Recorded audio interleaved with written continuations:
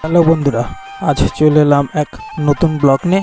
আজকে দেখাবো ত্রিমোহনীর কিছু ক্লাবের প্রতিমা বা পুজো মণ্ডপের প্রস্তুতি পর্ব।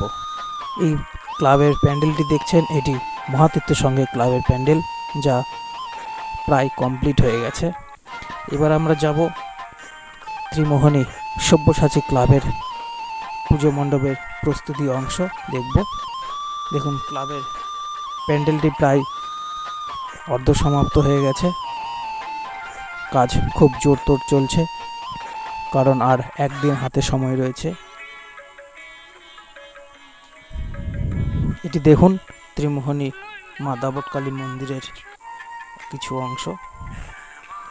এটি দেখুন, লাইটিংগুলি এই টাওয়ারগুলোতে লাগানো হবে।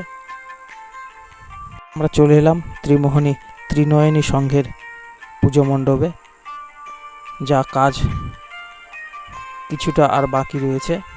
দেখুন, অনেকটা এলাকা জুড়ে এরা প্যান্ডেল করছে, এর মধ্যে বহুত ধরনের সিনারি লাগানো হবে।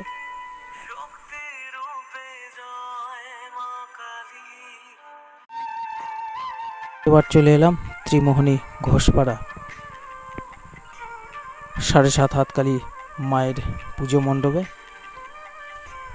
প্যান্ডেল প্রায় সমাপ্ত হয়ে গেছে।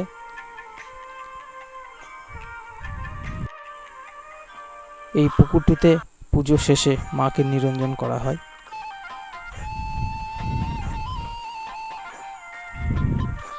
দেখুন, প্রতিমার প্রায় শেষের দিকে হয়ে গেছে।